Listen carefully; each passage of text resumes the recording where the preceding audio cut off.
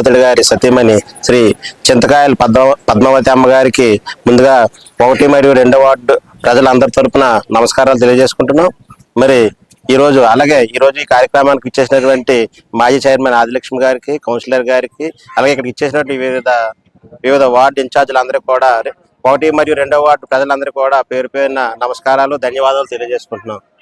అలాగే ఈరోజు మరి 1 మరియు 2 వార్డులో మరి సీసీ రోడ్లు మరియు కలవట్లు, ట్రైన్లు ప్రారంభోత్సవానికి మరి 1 మరియు 2 వార్డులో అందరికీ తెలుసు. మరి 40 సంవత్సరాల కిందట తెలుగుదేశం ప్రభుత్వంలో అప్పుడు చింతకాయల అయ్యన్న పోతుడు గారు మరి బీసీ కాలనీ అవని, కళాశీ కాలనీ అవని, దోపి కాలనీ అవని, మరి కాలనీలన్నీ కూడా చింతకాయల అయ్యన్న పోతుడు గారు అప్పుడు ఇప్పించారు. అదేవిధంగా ఏదైతే ఈ కాలనీలు ఇప్పించారో అదే స్థాయిలో, పూర్తి స్థాయిలో ఈ కాలనీలన్నిటి కూడా సీసీ రోడ్లు, డ్రైన్లు, కలవట్లు కూడా పూర్తి సుమారు 1 మరియు 2 వార్డులో 2 కోట్ల పైచీలుగా మొదటి 2 సంవత్సరాల్లోనే అత్యధిక గ్రాంట్ ఇచ్చి మరి కాలనీలని మరి మెరిపించారు. మరి అందరూ కూడా మరి గౌరవ స్పీకర్ అయ్యన్న పోతుడు గారికి, పద్మావతి అమ్మ గారికి మన అందరి తరపున కూడా పేరు పేరున ధన్యవాదాలు తెలియజేసుకుంటున్నాం. ముఖ్యంగా మీరు అందరికి కూడా ఒక విషయం తెలియజేయాలి. స్పీకర్ సార్ మరి గ్రాంట్ తెస్తారు, స్పీకర్ సార్ గ్రాంట్ తెస్తారు, కానీ ప్రతి వార్డులో ఏ వీధిలో ఏ వర్క్ పెట్టాలి, ప్రయారిటీ ప్రకారంగా ఏం చేయాలి, ఎక్కడ ఇంపార్టెంట్ అని టౌన్ మొత్తం అవని, అలాగే ఇంపార్టెంట్ వార్డులు అవని, ఇంపార్టెంట్ రోడ్లు అవని ప్రతిదీ కూడా పర్యవేక్షించి, అలాగే వార్డు ఇన్ఛార్జీలు పిలిపించి మరి ఈ రోడ్ పెట్టాలని ఈ రోడ్ పెట్టాలి, ఈ డ్రైన్ పెట్టాలని ప్రత్యేకించి పిలిపించి వర్కులు పెట్టించేవారు ఎవరంటే పద్మావతి అమ్మ గారు. మనందరం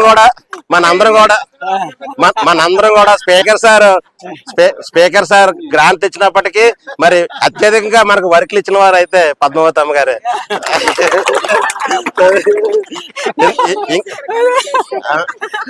పద్మావతి అమ్మ గారు ఎందుకంటే మరి వార్డులో ఎక్కడేంటి ఇంపార్టెంట్ అనేది ప్రతిదీ అమ్మకి బాగా తెలుసు. అందువల్ల ప్రయారిటీ ప్రకారంగా వివిధ వర్కులు ఇంపార్టెన్స్ ప్రకారంగా వర్కులు ఇచ్చి మరి వర్కుల్లో చేయించారు. అందువల్లనే మొదటి 2 సంవత్సరాల్లోనే 1 మరియు 2 వార్డులు అత్యధికంగా 2 కోట్ల పైచీలు గ్రాంట్ ఇప్పించి మరి మన వార్డులు అభివృద్ధి చేసుకున్నాం.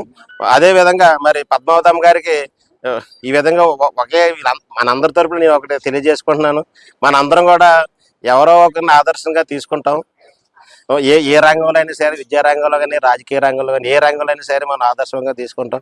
నేనైతే కనుక మరి ఉదయం లేచిన దగ్గర నుంచి రాత్రి పడుకున్న వరకు మరి పద్మావతి అమ్మ గారు నియోజకవర్గంలో ఎవరు వచ్చినా ఓపికగా ప్రతి సమస్య వింటూ వాళ్ళ సమస్యలు పరిష్కరిస్తూ మరి అంత సహనంగా ఆ సమస్యలన్నీ మేము కల్లారు ప్రతిసారి ఎప్పుడు వెళ్ళే సరే ఎవరొకరితో మాట్లాడుతూనే వాళ్ళ సమస్యలు వింటూనే వాళ్ళ సమస్యలను పరిష్కరిస్తూనే ఉంటారు. మేము ఎప్పుడు కూడా ఆశ్చర్యపోతూ ఉంటాం.